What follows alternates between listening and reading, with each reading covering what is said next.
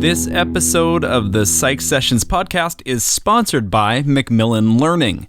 Macmillan Learning Psychology is proud to publish the world's best-selling introductory psychology authors, David Myers and Nathan DeWall. In the books they write and the media features they develop, no one better exemplifies Macmillan's commitment to delivering quality content that resonates with students of all kinds. The latest edition of Myers and DeWall's Psychology is available now in both chapter and modular formats. Macmillan Learning Psychology, because content matters most when teachers have what they need. Go to macmillanlearning.com/psych sessions for a free content preview exclusively for Psych Sessions listeners.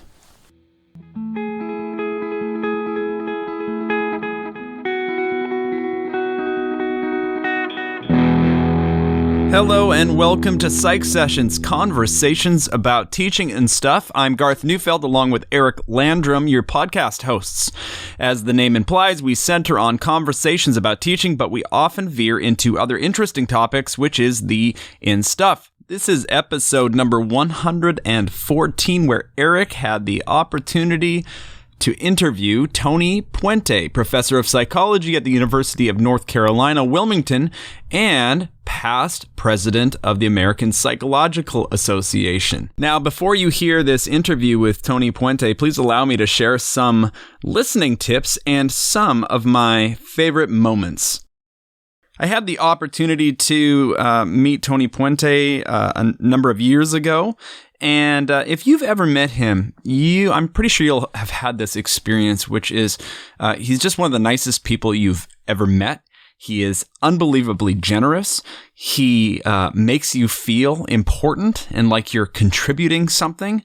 And I don't think that this is hard for him to do. It kind of just oozes out of him. At least that's my experience of him.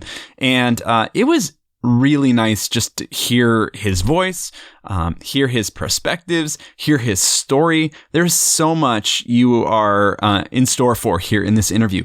If you've never met him before, just know that he is one of the people who represents everything good about teaching of psychology and the people in our little group. Tony is a very authentic, successful, humble person, and that's going to come through in this interview.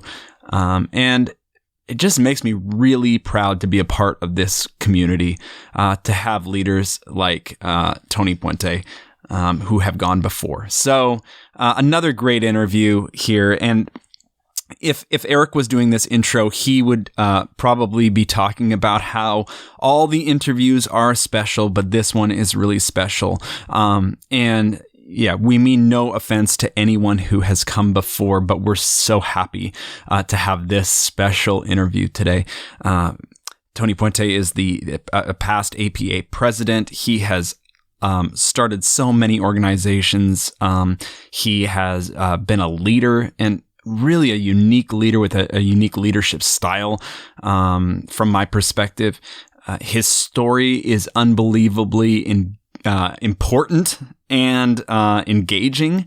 I think you're really going to like to hear about how he started in what I imagine to be kind of a mansion in Cuba and ended up in a one-bedroom apartment with 10 people in the United States. And he'll talk about what that meant to him. So how does this guy remain so optimistic? Eric and Tony are going to talk about the way that he sees things. I picked up on the fact that his mother, even when they were in this new situation in the United States where they had no money and pretty much just the clothes on their back, she said something to him like, "You'll figure it out," or "We'll figure it out." And that's where the kind of optimism, I think, and drive comes to someone, at least in part, to somebody like Tony. I really appreciate Tony's vulnerability. He seems like such an authentic person, and vulnerability is actually a theme that runs through this conversation between Eric and Tony, and particularly as successful as Tony has been in his career, being able to accept compliments is a conversation that they have. Being able to look at what we've done in our careers and be proud of it, but also know that it is really, in Tony's words, it's about making a difference each and every day. And so inspiring to hear him talk about that. My first introduction to Tony was in Green Bay, Wisconsin, for the Summit on the National Assessment of Psychology. This was his presidential year at APA. And in summer, many faculty from, all across the country, we came in to do this project. And Tony, along with Jim Diaz, they dropped in. I think it was might have been for a day or two, and attended the work. We're talking the president of the American Psychological Association, 54 divisions, of which teaching of psychology is only one, and he shows up. And that was huge. I really didn't know. I didn't really understand APA politics at the time. I really didn't understand the significance of it. But now looking back, I realize what that meant to those who were kind of in charge at SNAP, the endorsement, the support. And again, I think this goes back to his leadership style, but also his commitment to teaching of psychology, which is pretty great. I don't know how many APA presidents show up to those kinds of events, but it meant a lot to us. He has proudly taught over 9,000 students in his career. He has published so much. He has written so much. In this conversation, they are going to discuss him working with Roger Sperry, him going on a run with Bill McKeechee, him writing with Michael Wertheimer. This guy has been around the block. You're going to love it, okay? So let me stop there before I give away anything. Tony, you are an inspiration to so many of us. Thank you for running this race so well, for being an example to those of us who are coming behind you. And mostly, thanks for just being a warm person who so many of us can relate to. And we appreciate all the support over the years. And we want to say that we think that you are making a difference each and every day, and that you have in your career. And we look forward to what you will do next. So without any further delay, here they are, Tony Puente with Eric Landrum. I am so pleased today to be able to chat with Dr. Antonio Puente from the University of North Carolina, Wilmington, and he's also affiliated with so many other units and accomplishments, and we'll get to some of that a little bit later. Hello, Tony. Hey, good afternoon. It's so good to talk with you, and I've been so looking forward to speaking with you, and I appreciate the time. And I also, right up front, if you don't mind, I want to thank your assistant, Dawn Benton, for helping us put this all together. Oh, very good. She's awesome. She controls my life, and she does a great job of it. She does a fantastic job, and I wish she would take control of my life as well. She has been great. So, like a relatively good student, I've been reading up a little bit on you, but like a typical student, I did a lot of it this morning, and wow. Can I just ask you, how do you do it all? I don't understand how you have found the time in your life to do all that you have done. Can you please share the trick or have you found a way not to sleep? I don't understand how you've been able to be so accomplished. Well, thank you for that assessment, even though I'm not entirely sure that is correct. Let me start with a little story. Several years ago, I was in the backyard of my mentor, Roger Sperry, as you might recall, the first psychologist to win a Nobel Prize. And we were just chatting, and he just turned to me and said, "Do you think I've made a difference?" And I thought to myself, I'm in trouble. If this guy doesn't feel like he's made a difference, how could anybody else feel satisfied with their career? So, for starters, a sense that you haven't done enough. That's really important. I think maybe a second one, if there was one, is the fact that maybe my background has given me a sense that you should never feel like you're really there, not even close to being there, and that life is passing by fast, and you don't have a ton of time to be able to accomplish what you need to do so. So maybe living in two countries that went communist, maybe having a spouse that has a very significant case of multiple sclerosis, maybe all those things, maybe they're the ones that have pushed me to say, nope, you're not there. Keep going. I don't know. Tough question. Don't think I've ever had that one asked before. Well, first off, I just thank you so much for sharing what you have shared already. And Tony, I mean it. I mean it all as a matter of adoration and admiration. I'm sitting here, a couple of years ago for a Psychi Distinguished Member nomination. Although you didn't know that at the time, I asked you for your CV and you shared it with me. And then, this morning I just had a lovely chance to try to, glance at, I don't know, the 200 items in Psych Info that you've published throughout your career. And, I've seen, bits and pieces of your life that you share on Facebook. And it looks like, and I don't, I don't want to jinx anything or do anything like that, but you have that balance and you take care of your family and you travel internationally. And I've seen you pose so many times with groups of students, which of course warms my heart as a Psychi person. And I hear your words from Roger Sperry.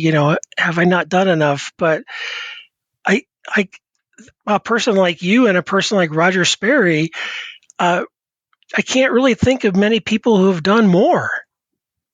Well, I think you shouldn't put me in the same category as Roger Sperry. Let's start with that one, Eric. Thank you for even imagining that, but that's not even close to the truth.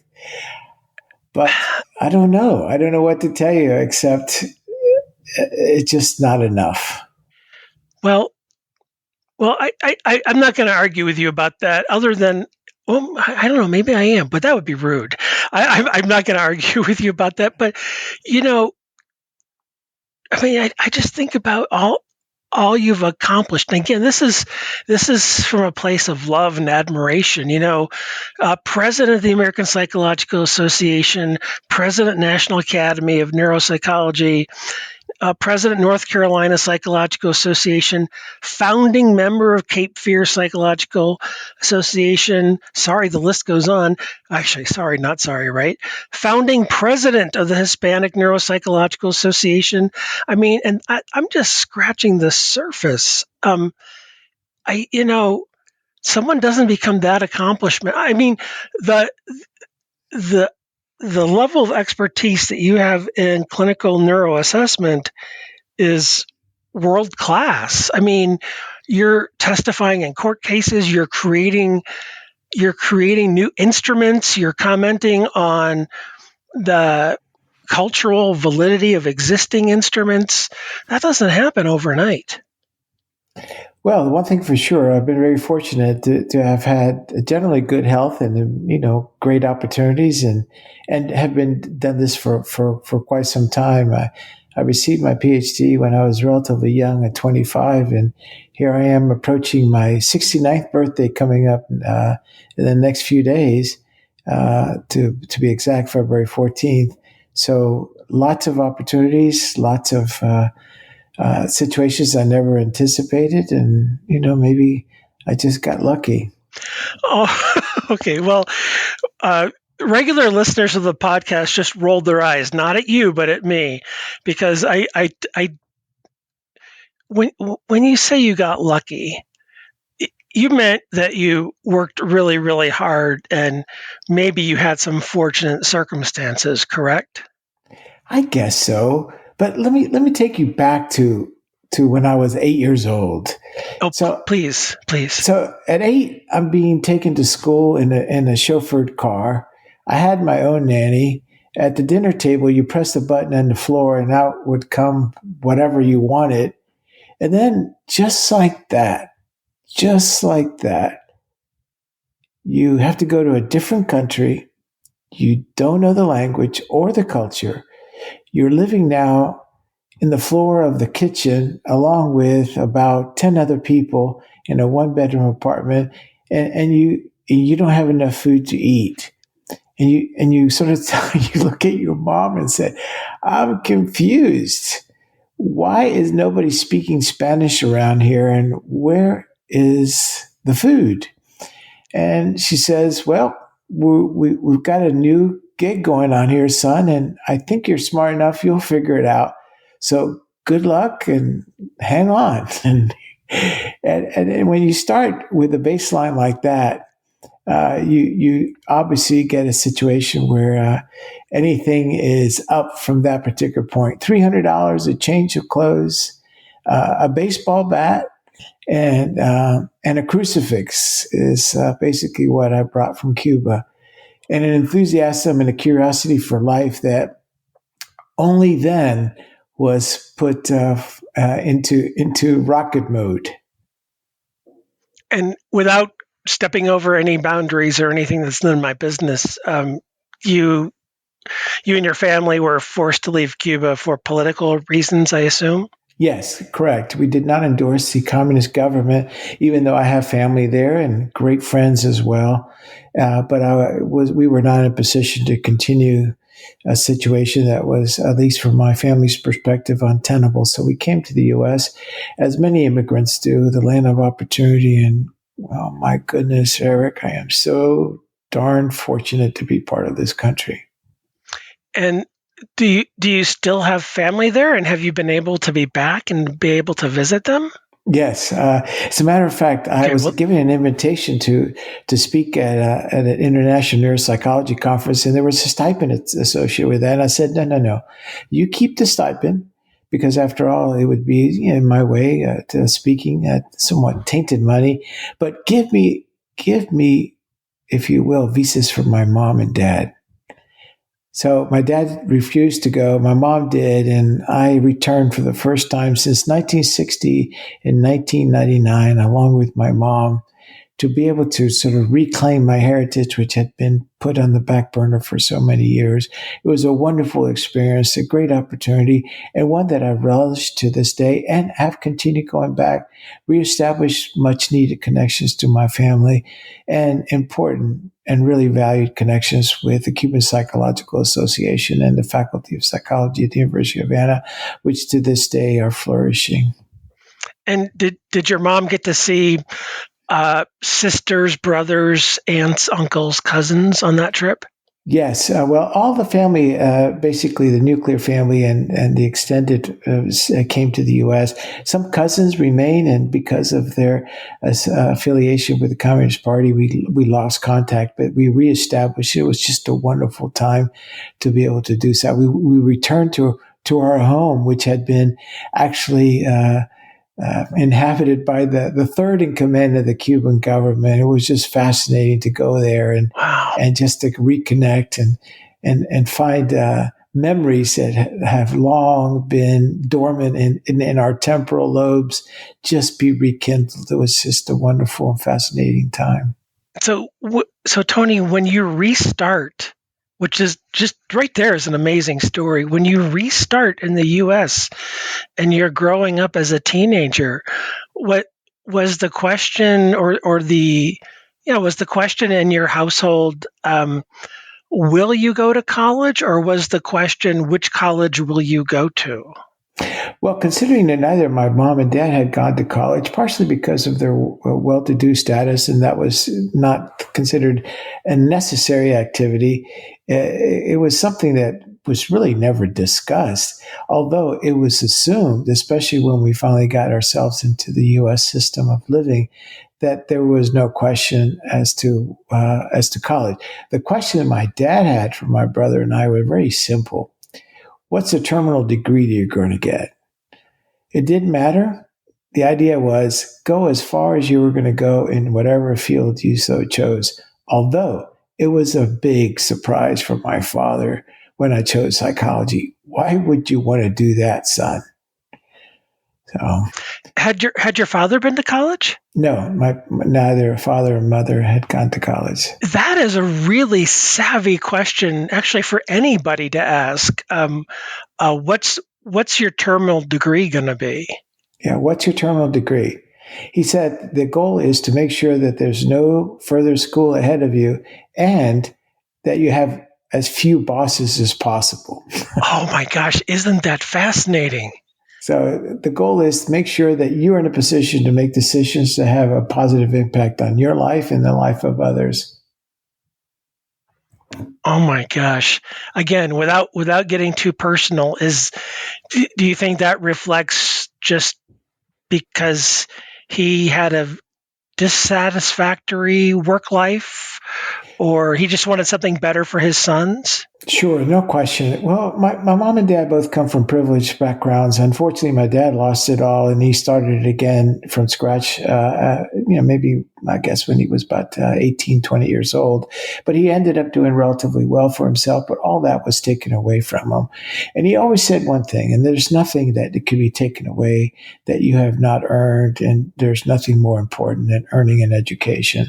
So make sure that you pursue that. That education was first and foremost in our family, beyond obviously the fact that we had an extended family as Hispanics and that we were all Catholics. So outside of that, education was it. So make sure you do well, that you suck dry whatever comes before you, and that you push forward as far as you can. Wow. Well, I mean, those are really strong values. That you're right. As I sit here and listen to you and reflect on that, those are really values that really could sustain a person through very difficult circumstances like the ones that you and your family had to endure. My father said there's only one thing that the government did take away from us, and that was our degrees. And unfortunately for both my mom and dad, it was only high school. But still, they didn't take that. Education is not something that they could rob you of. Right. Is your brother older or younger than you? Well, my brother he's younger than me, but he would claim that he's much smarter, much more I'm sorry, better that he's looking. what? He's smarter and better looking and more accomplished than myself. Okay, that sounds like family. How much younger is he from you? He's a couple of years younger and many $1 million more well-to-do. He's been a very successful businessman, CEO of 2 large companies. He's done very well for himself. But every time you see him, you remind him how much older you are, right? Yes. Well, let me share a little story. He helped me put some diplomas up in my office one year. And interestingly, my name is Antonio Enrique, and his is Enrique Antonio. And he goes, "You got a hell of a lot of diplomas." And I said, "Yeah." And he goes, "I could use some of these awards in my office because our names are somewhat similar." I said, "I'll make a deal with you," as I call him, bro. "Hey, bro, I'll make a deal with you. You take some of these plaques and you just send me some of your bonus checks." Well, guess what? I kept all the plaques. Oh my goodness. I suspect that you might be able to find someone who could doctor up some sort of not a fake diploma, but a good looking document with a doctor of letters or something that he could hang. I need to do something like that. Oh, the brotherly love. And, when you started to chuckle, you could just hear that brotherly teasing come out, that brotherly love. So obviously from early age, education was going to be important. from what I heard you mention, does that mean that you attended a Catholic school, a Catholic university for your undergraduate? No. I actually went to Catholic schools when both in Cuba and in the United States, and then after I graduated from high school, because of circumstances, including the time that my dad had gotten tuberculosis and heart attack and so forth, and he was really at that point unable to provide for the family in a standard sort of way. I was limited to going to community college because at that time it was $100 a semester, super affordable. And I lived at home and went to community college.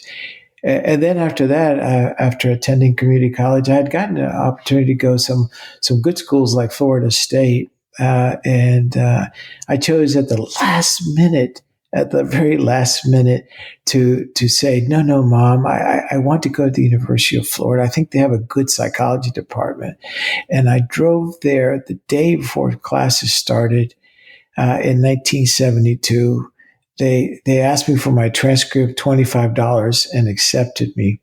But they only had a few classes open, and Sure. whatever was available, I took. And one was with Don Dewsbury, who's become, as you know, one of the great historians of psychology, and to this day, a super collaborator and friend. I'm sorry, who was the faculty member? Donald Dewsbury. Oh, sure, yes. Yes. And so you met him and took classes from him. Yeah, it was a class that was open, 8:00, animal behavior. He gave me an opportunity to work in the lab, and off we went to the races. Oh my gosh. So if Florida was like Monmouth when I went in the 80s for registration, you probably went to the gymnasium and had cards, right? Oh, yeah. Yeah. Right. That's basically what happened. Mm-hmm. Yeah. Wow. The day before. Yeah. Just walked in. I said, yep, you have a transcript? Yeah. Oh, this looks good. You have $25? Here's $25. And that was it. Well, yeah. And of course, the 8 a.m. animal behavior still had openings. Yeah. Of course it did. Yeah. Who wanted to take that class? Well, yeah. Me. Yeah. Yes, absolutely. And so psychology was your major from the very beginning? Yes. Mm-hmm. I chose psychology and continued it on. Yes. Now, correct. and how did you come to that? And did you have any psychology in high school at that time? Oh, no. I went to Catholic school. They didn't have psychology courses at that time. So, no, I just was curious. I knew there was something fascinating about the mind and for that matter, how the brain focused the mind. And what I was really curious then and still today, how is it some people make it and some people don't? And what's the role of the brain in modulating that success or failure? How does that happen? And that's what was present in my mind when I was a youngster, especially in the early days, trying to adapt to the U.S. And subsequently when I heard that there was a possibility that you could actually spend your life studying and doing this kind of thing. What was it called? It's called psychology. Whoa, that sounds good. Let's go for it. And Tony, do you have any notion of where the nexus or the beginning of that interest was? Is there any possible way you can pinpoint it, an experience, a conversation with mom, something? I'm thinking it may have been in the floor of the tiny kitchen when I was sleeping with my brother. Sure. When we had emigrated to the U.S. and telling my brother that we were very fortunate that we had found food, had found this school, and that we were in a position that this could work out well. And I think he kind of looked at me. It's like, what is wrong with you? This is not good at all. And instead of being upset and being angry or being confused, I think I just became curious. Yeah, I mean, what an amazingly adaptive response. I mean, talk about optimism. I mean, you look up optimism in the dictionary and your picture's got to be there. I I don't know mean, that I don't know if that's true, but I will tell you that the chief lobbyist for APA, when I was doing a tremendous amount of work in Congress, just looked at me and said, "I've never met a president of APA as optimistic as you are when it comes to dealing with these folks." I said, "No, I think we're lucky. This is not optimism. We're here. They're listening." yeah, but to be on that floor after all you'd been through, to go from, uh, you know, in some respects, the highs of life and the servants and the dinner table, to the lows of losing material items, and to have that optimism. I'm afraid I might have been more like the brother, looking at you going, "What the heck are you thinking, bro?" I mean, I, but you're, I mean, what an amazing gift and lens to have, to be thinking that way. Yeah, I don't know why it didn't turn sour. I was just curious. I was wondering how does this all work? How do you make it happen? Things of that nature seem to preoccupy my mind more than anything. Like, we got a raw deal and this is just unjust. Even though those things were true, Right. they were not relevant. Right. So how does it all work? I don't know. I have job security in the sense that I keep on asking and not finding answers. Okay. Well, I thought I cut to the chase. Okay. But it is fascinating. How is it that humans, given some dire challenges, how is it that some people are in a position to try and figure it out? And I was so fortunate. And how is it that some of them, including some of my relatives, that just gave up? Why did that happen? Why did, for example, my father not knowing English or anything, and why did he push forward? And how come was I fortunate enough to be laced with series of questions rather than series of disappointments? How does that happen? As my son, who's also a neuropsychologist, said to me one day, "Papa, there's no such thing as research. It's all me search." I'm sitting here, and you're being so kind and so generous, sharing your own personal stories. I can't help but think, and I don't speak for white males, but there are so many white males that are privileged, and I've heard people joke about, what would be the autobiography of a white male? Every door flew open, that kind of thing. And so many white males, guys like me, have so many advantages. And when they fail, when they stumble, it's kind of like you had every advantage. How could you? It's very interesting and very curious how some people find success and some people find failure, and it doesn't seem to be that we have an answer or a good model to predict that.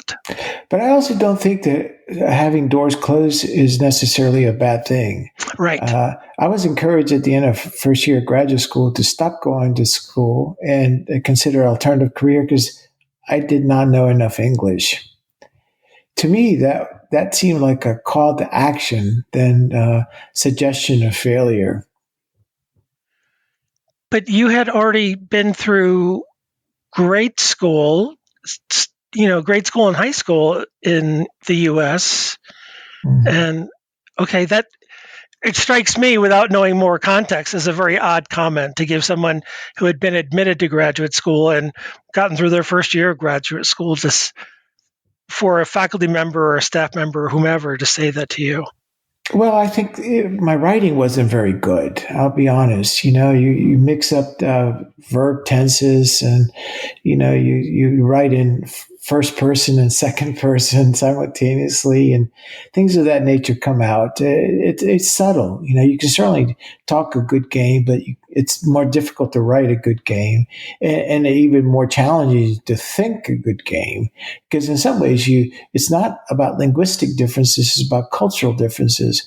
For example, for me, collaboration with other students was really important. Whereas for my peers, getting the higher grade was most important.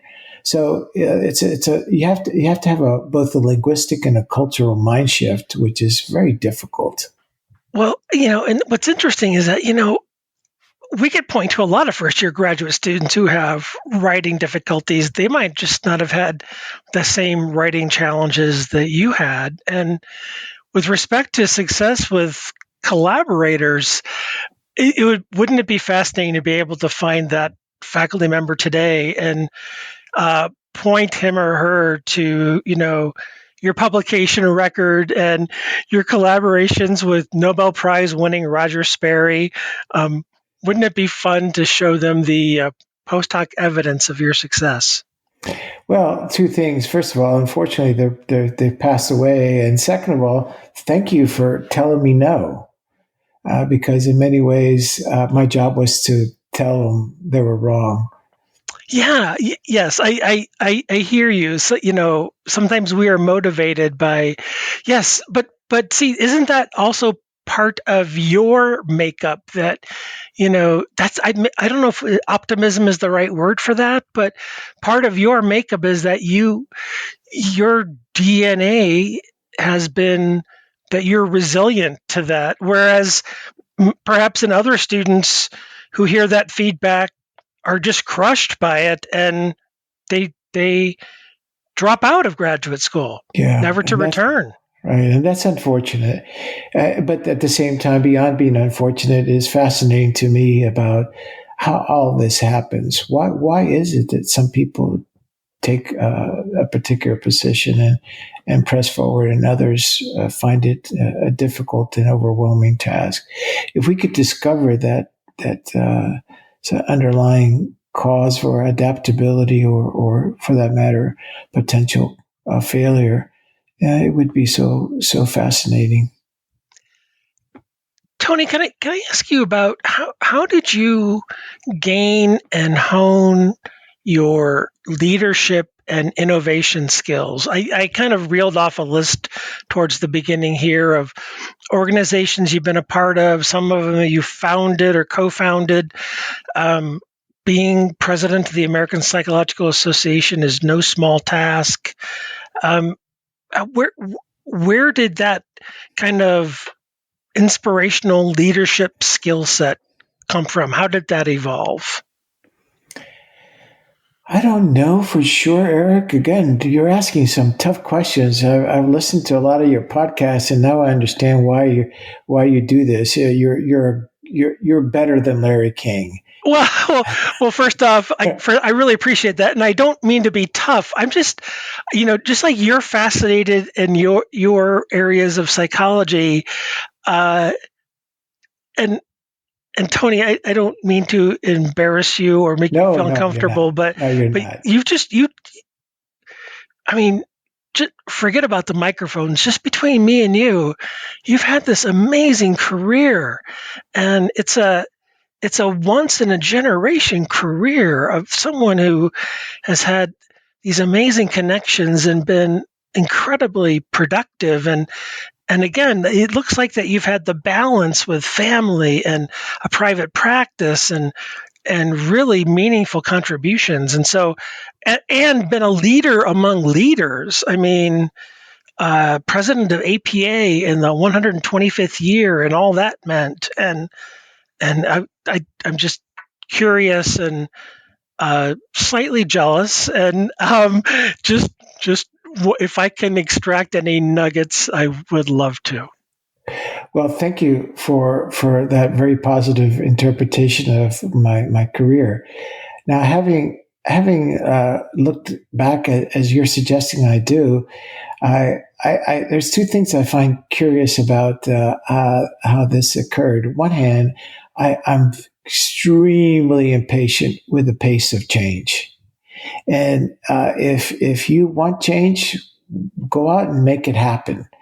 So, in many ways, to make that happen, you have to have a position that allows other people the opportunity to hear your comments, your ideas. So it's basically impatience is what drives, and certainly this is what drove me to become president of APA. At the same time, I find it difficult to participate in everything that goes with it in terms of the accolades and the publicity. I'm uncomfortable with that. Maybe as much as I'm uncomfortable with lack of change and lack of forward movement. So it's a surprising bifurcation of both wanting to move forward the agenda and not wanting to be in front of the camera. I'm much more comfortable being behind the scenes than I am being in front of it. But I do want things to change, and I want forward momentum. I go to sleep at night wondering how the world is slightly better because I was part of it. Yeah, boy, that's that optimism that I think more people, that's the virus that needs to catch fire, honestly. That optimism thing that you have needs to catch on. The accolades piece is really interesting, and I don't want to go too far down that tangent road, but I've discovered in having the honor of talking to so many people on the podcast for the past 5 years, academics in general are really crappy at taking compliments, myself included. And yeah, maybe they fear that it looks like they're bragging if they're accepting a compliment. Maybe they've been taught to be to not brag or to be meek. I don't know what that is, and you're right. I get it. I'm much more comfortable if you were to praise my work or a book or a publication than if you were to praise me. And I know that's kind of a weird dichotomy, but it is what it is. But academics in general, I don't know if you have found the same to be true. I agree. As a matter of fact, even Sperry was very uncomfortable. He felt really uncomfortable with receiving the Nobel. In fact, he heard the news that he received the Nobel over shortwave radio when he was fishing in Baja. And his wife was so excited. She goes, Roger, let's pack up and go back to Pasadena and Caltech. This is really wonderful. And he goes, no, I don't want to face the reporters. Yeah, isn't that fascinating? But there's that push-pull because he had to apply, right? I mean, he had to submit letters. There was documentation. He had to have other people submit on his behalf, like any big major award in the country or the world. So on the one hand, he wanted it, but on the other hand, when he got it, he didn't want the accolades. Yes, very much so. Yes, as you know, he got nominated, but he did not want the accolade, which is weird. He wanted to make sure that people understood that this was a wealth of information that he had amassed over all the years of research, but he did not necessarily want the accolade. So yes, you're right. Talk about my research, but don't talk about me. Right. Compliment the Nobel Prize, but don't compliment Dr. Sperry. Yep, that was it.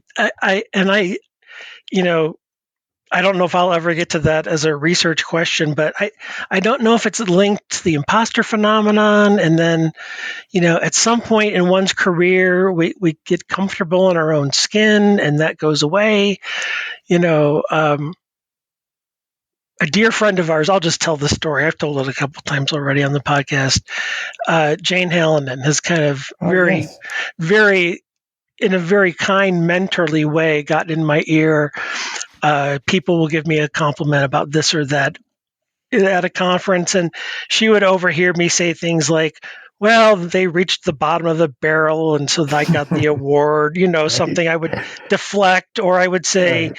oh, thank you, Tony, for that compliment. Didn't you get that award 10 years before me? I would, uh, deflect the attention or downplay. And Jane pulled me aside one day and said, Eric, I know what you're doing, but you know that in some ways when you do that, it could be taken as you are denigrating the person giving you the compliment by deflecting or denying the compliment. And, of course she was right. And so I have been practicing, much to my chagrin, just grinning and bearing it and saying thank you and not reflecting back or changing the topic. And it's really hard to do. I agree. And I completely agree with Jane as well. She's right on target. That saying no, that you reach the bottom of the barrel is basically saying, you also are not very good. And that's not the intention. The intention is, you're embarrassed.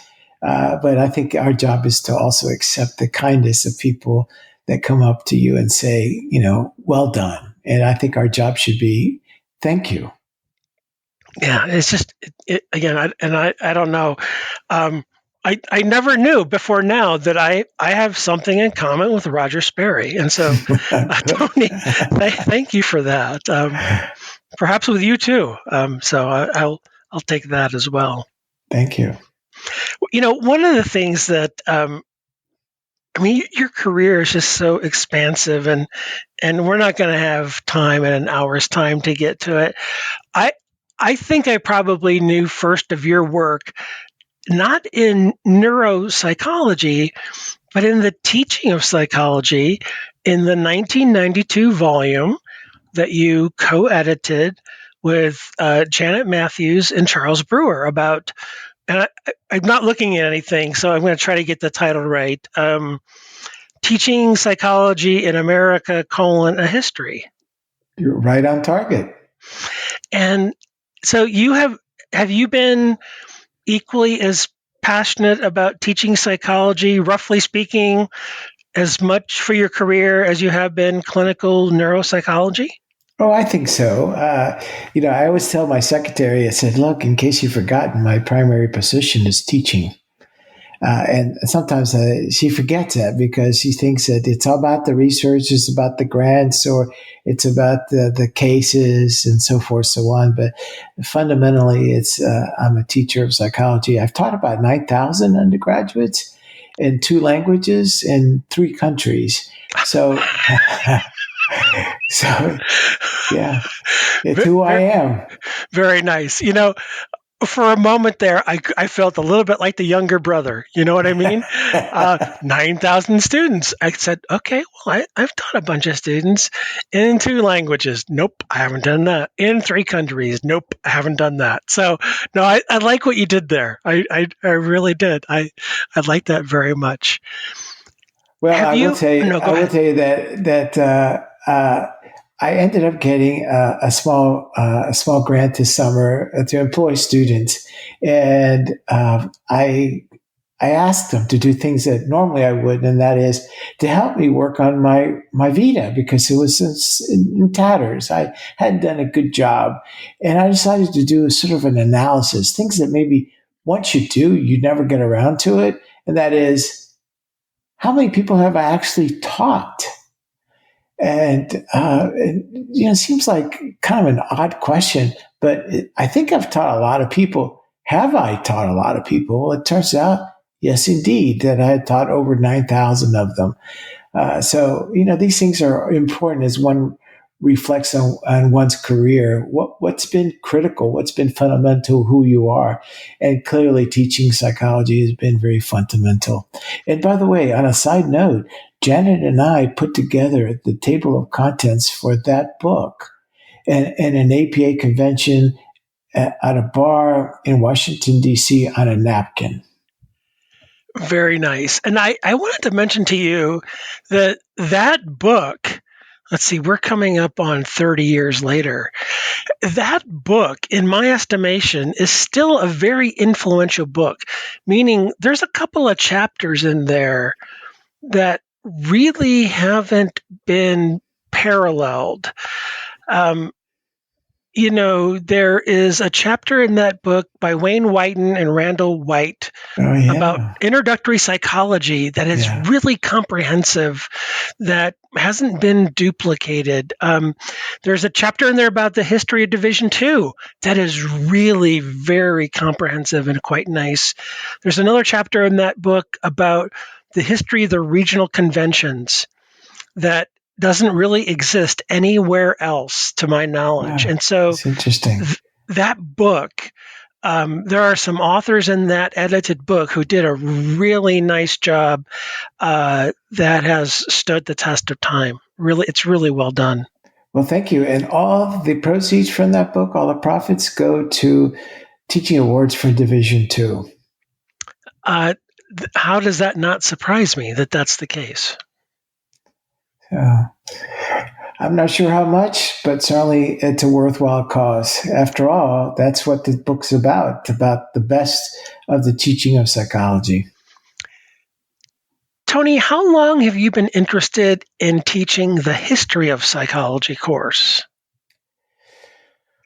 Oh, boy. I don't know. I think when I took it in graduate school with Lee Peacock at the University of Georgia was probably my first entry into all this. And I found it fascinating, especially his curiosity with Russian psychology, which to this day has continued in me, including my relationship with the Moscow State University Department of Psychology or Faculty of Psychology. So it really started then, but I began teaching it in the early 80s when I came to UNCW. And I will share with you that one of my hobbies beyond surfing is actually collecting old books. My goal is, if you can imagine a goal, an aspiration for a teacher of psychology, is to be able to write the next edition of Wertheimer and Puente's Brief History of Psychology using only primary references. In other words, having the original references in front of you so you don't have to look at someone else's interpretation. You can look at those books themselves and say, did this person really say this? You could find it right for yourself. So when that History of Psychology book was first published with Michael Wertheimer, were the two of you co-authors from the very beginning, or did you come on later? No. Michael did 5 editions on his own before I tagged along. So I just came on board really in the last 2-3 years. So that was the book that I used when I was teaching the history of psychology. So I was always fascinated with his approach to it. And I, of course, knew him and had heard much about his father, the founder of Gestalt psychology. So it just seemed, like a great opportunity and a super honor when he approached me and said, "Are you interested?" And when we published that book, he was 92. Right. 92 and still writing textbooks. Unbelievable. Yeah, he had, and I know you know this because you mentioned in an email to me that you listened to the podcast we released about him. He had 2 books published in 2020. Yes, unbelievable. Can you believe it? Yeah, I think at age 96, he had 2 books published in 2020, which is more books that I had published in 2020. So, wow. He a great scholar. Yeah, what an amazing story. I'm sorry, my brain has 84 questions I want to ask you, and I know we have a limited amount of time left. May I ask how you got connected with him, or how you came to know him and have that connection? I think really actually my personal connection with Michael came through APA. We were both involved in the governance of APA, and as you might know, there's not many people running around interested in teaching of psychology or the history of psychology at the higher level of APA governance. So that brought us together. And then I've been using his textbook and providing some feedback here and there. And one day he asked me to write a little commentary, as you sometimes see in the back of books. And I wrote a little ditty there. And then eventually came and said, "Hey, Tony, are you interested in helping out with the next edition?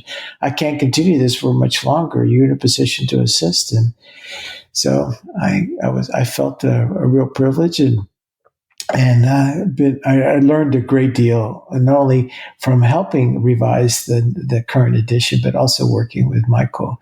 He is a trove of knowledge, unbelievable. Yeah. Is there a particular primary source that you're missing, that you're just searching used bookstores for the first edition of something? Yeah, actually,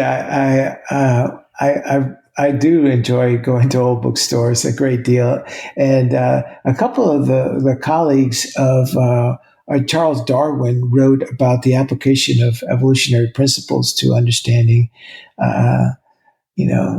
the different perspectives. I hope that in the future I get a chance to find some of those. Anything involving Russian history and Russian neuropsychology at the very beginning is also fascinating to me. Having spent some time in Moscow learning about neuropsychology there, so there's plenty of time and plenty of books. Oh, I'm gonna pronounce this wrong. Do you read? Is it Cyrillic? Oh, no, the answer to your question is niet. Okay. All right. Okay. Because I wouldn't be surprised, quite honestly, based on our conversation today. Well, I will tell you that I think I published 10 books. The best-selling book that I published is actually a neuropsychology textbook in Russian, of which I happen to be the second author. So, yes, that is my best-selling book. But my knowledge of Russian is extremely rudimentary. I might be able to survive a subway in Moscow, and that's about it. Okay. Well, I was very privileged to be able to go to Paris in 2019 to ICPS. And I will tell you that my wife and I could not navigate a subway in Paris.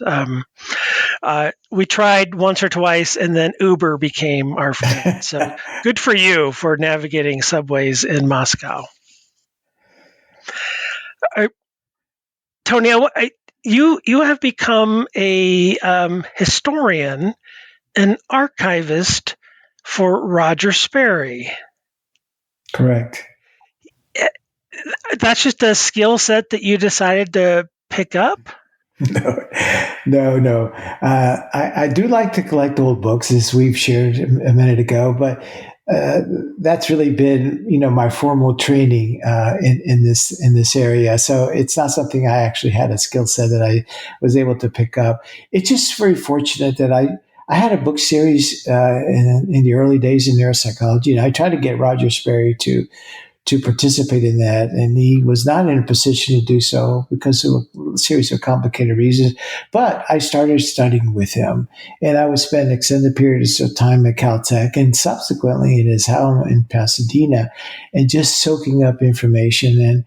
And in many ways, I became a depository of everything that was Sperry. And then when he passed away in 1994, I had the really unusual idea, since I had been chair of the APA's convention affairs the year before, to have a mini symposium in his honor at the 101st conference of APA, which or the 102nd, which was in LA. So we got a lot of his students together, his postdocs and so forth. We put together a series of papers on that, and then just by default, I became his biographer and archivist. So I've been spending time ever since he passed away in 1994 of cataloging his papers and so forth. And we just finished digitizing everything that he's ever done. We have most of it already loaded up into a web page, rogersperry.org, but some of it is also behind a firewall to protect the privileged nature of, for example, the people he cut the brains in half and so forth, so on. So we have all that, for posterity, with the assumption that his ideas will be available for others just simply by clicking and searching. Did you find in the archives any pleasant surprises or any just nuggets of any correspondence that was lovely or any golden nuggets? Oh, fascinating. For example, he took by default because he needed a class in one semester back in the early 1930s, a class to fill his schedule, and he took introduction to psychology with Ray Stetson, who had gone to Harvard to study with William James. It was a surprise to Sperry because his father had brought home William James's psychology back in the old days, so he was fascinated by it. Well, he continued, and the notes that he took, which we have actually digitized in his introduction to psychology class, and the first day of class, what is consciousness and where does it come from, laid the foundation for the rest of his career. Wow. And that is why he won the Nobel Prize. So you never think about introduction to psychology as being influential to a person. It was to Sperry, and it was acknowledged by the Nobel Committee. First off, thank you for sharing that. But secondly, I think as teachers, sometimes we forget that power that we have, that potential power that we have, that these maybe simple sounding questions that we are so used to being inspired by, or we're so used to thinking about, can truly be, I don't know, in some cases, life-changing questions for a person like Roger Sperry. Isn't that great? The first day of class. Yeah. That is awesome. I'm certainly not a biographer, and although I do want to do more archival work, but my interest has been turned to Bill McKeachie. And wonderful. Jane Hallinan and I had a chance to speak at his memorial at the University of Michigan in 2019, and we both flew out there a day early and spent time in the University of Michigan archives. And amongst all the other things, he was very good about archiving his work, but amongst all the other things out there was written correspondence between Bill and this guy out at Harvard, Fred Skinner. Oh, cool. And apparently they were pretty friendly, and they wrote back and forth to one another. And Bill was giving Fred a hard time about using the terms unconditioned and conditioned.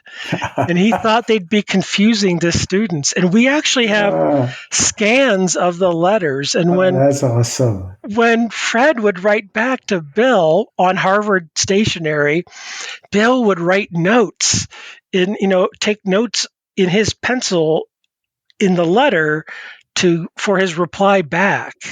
And they were very friendly and cordial and they would say things like, Fred Skinner would say, "Oh, when I'm back out in Michigan again, I'll be sure to see you and Ginny," and, things like this. And so when I read about you being the archivist for Roger Sperry, it reminded me of these lovely things that we can find out about people and their careers when you take that deep dive. Hey, talking about deep dive, I was running one time in the grounds of around Princeton University in the woods with Bill McKeachie when we were putting together the first skeleton for the eventual AP course in psychology, and we got lost in the woods. Bill McKeachie led me down the wrong road. That son of a gun. But learned a lot from him. What a wonderful human being that man was. Yeah, I'm not sure that there was a nicer human being on the planet. I think there's a quote from Charles Brewer that something I'm not going to get it quite right, but it's something to the extent of Bill McKeachie never spoke an evil word about another human being, and another human being never spoke an evil word about Bill McKeachie. Interesting. Yeah. Great person. Yeah. Tony, I've taken almost an hour. I'm going to wrap this up. Something that I kind of scanned and read a little bit today that I just really enjoyed is something that you wrote about 15 years ago that you do this like info search and you see this scholarly work and this index of a person's career, but I loved this and I started to read it, and actually I'll just be honest with you, I started to tear up and I started to get emotional about it. Here's the title: Some Lessons I Have Learned from My 25 Years in Clinical Neuropsychology, a letter to my grandchildren. Do you remember that piece at all? Yeah, I sure do. Yeah, and you make it very clear in the piece that you when people write things like this, you may not even have grandchildren at the time, but you're writing it to an audience so that the work of the person, you're writing it to an audience at the level where they could understand it. Yeah, that was my presidential address to Division 40 of APA, the Neuropsychology Division. And in the what it's worth category, still not written, partially because I didn't have notes. My presidential APA was a letter to my children. Oh, interesting. It wasn't recorded by chance?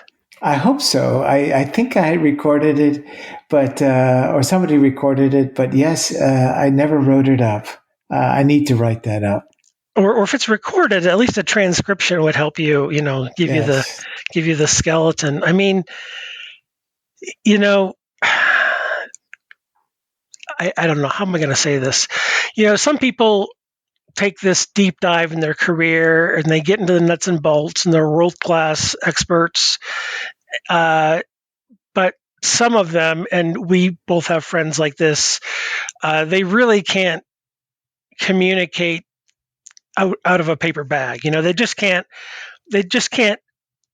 tell a story about what they do and what they study to people outside their bubble. That is not the case with you. In fact, you were really clear about the importance of being a humanist and being able to communicate what you do and what it means to be in your discipline and practice your craft. And I guess I just wanted to kind of give you the last word and talk about what that's meant to you. And I also wanted to give you a chance to mention anything that you thought we might talk about today that I haven't gotten to. But I just wanted to, if anybody's out there and, I gave you the full title, Google that, get into PsycInfo and find that, because it is lovely. It's wonderful. I actually had to stop reading because it made me tear up. I will say that I did not share that title or the content of that presentation until I delivered it, and the audience had similar reaction that you did. It was a surprise to all, and for that matter, it was a surprise to me that I was willing to venture out on a limb to talk about something as deep as what I had learned from living with someone that was suffering and succeeding with a complicated neurological disease. So I don't know. I don't know what to say except many years later, I'm speechless. Yeah, I mean, and that was 15 years ago. Mm-hmm. It was a long time ago. Yeah. Well, Tony, I thank you so much for being patient with the scheduling and being so generous with your time. I know you had 84 other things to do today, and you made time for psych sessions and our listeners, and I will be forever grateful for this time and your generosity.